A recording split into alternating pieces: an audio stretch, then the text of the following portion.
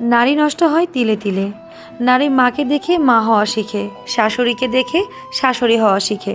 কথাগুলো সবার জন্য নয়, এটা সমাজের বিশাল এক অংশ নারীদের জন্য। একটা মেয়ে অনেক স্বপ্ন নিয়ে শ্বশুরবাড়িতে পা রাখে। মেয়েটা নিজের বাবা মা ভাই বোন নিজের সকল সত্তা ত্যাগ করে তার স্বামীর ঘরে আসে। শুরু থেকে কোনো মেয়ে শ্বশুরবাড়িতে এসে বেয়াদবি কিন্তু করে না। স্বামীসহ শ্বশুরবাড়ির সবার কাছে তার এতটুকুই চা থাকে, সবাই যেন তাকে একটু আদরে গলায় কথা বলে, তার ছোট ছোট চেষ্টাকে সবাই যেন অ্যাপ্রিসিয়েট করে।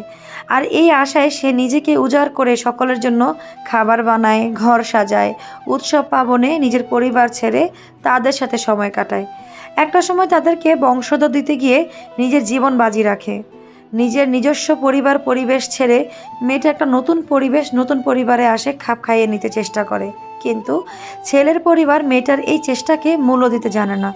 বেশিরভাগ পরিবার শুরু থেকেই বাড়ির বউটাকে ডমিনেট করতে থাকে, কাজে কথায় চলাফেরায় উঠতে বসে সব কিছুতে ভুল ধরতে থাকে। কিছু হলেই মেয়েটার বাড়ির লোক তুলে কথা শোনায়, অসম্মান করে।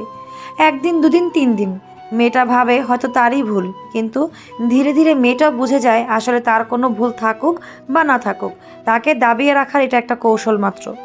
একটা সময় এই কৌশল মেয়েটাও শিখে যায়। সে তার সকল চেষ্টা শেষ করে দেয়। শুরু থেকে প্রতিদ্বন্দ্বিতা, নীরবে আর কতই বা সহ্য করবে। শুরু থেকে প্রতি উত্তর। মেয়েটাও একটা সময় শ্বশুরবাড়ির প্রতিবাদী কণ্ঠে কথা বলা শুরু করে। আর যেদিন সেই মেয়েটা তার সহজ সরল মন ছেড়ে কঠিন হয়ে যায়, সেই দিন ওই মানুষগুলোই তাকে বেয়াদবের আখ্যা দেয়। আর কিছু কিছু ক্ষেত্রে ভুক্তভোগী হয় ওই পরিবারের নিজের ছেলে। সে না পারে পরিবারকে ভুল বলতে, না পারে নিজের স্ত্রীর ভুল ধরতে। ফলাফল ছেলেটার বিবাহিত জীবন নষ্ট হয়।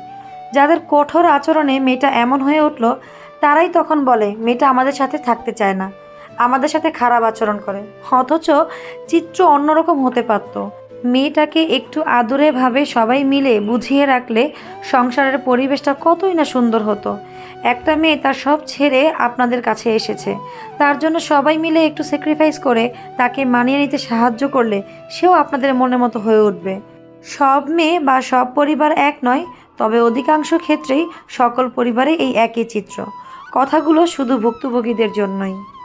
আর হ্যাঁ, সবশেষে একটা কথা বলবো, আপনাদের সবাইকে অনেক ধন্যবাদ আমার কথাগুলো সময় দিয়ে শোনার জন্য। আর আমার কথায় যদি ভুলভ্রান্তি হয়ে থাকে তাহলে প্লিজ কমেন্ট করে আমার ভুলটা সংশোধন করে দিবেন। সবাই ভালো থাকবেন, সুস্থ থাকবেন। আল্লাহ হাফিজ, আসসালামু আলাইকুম।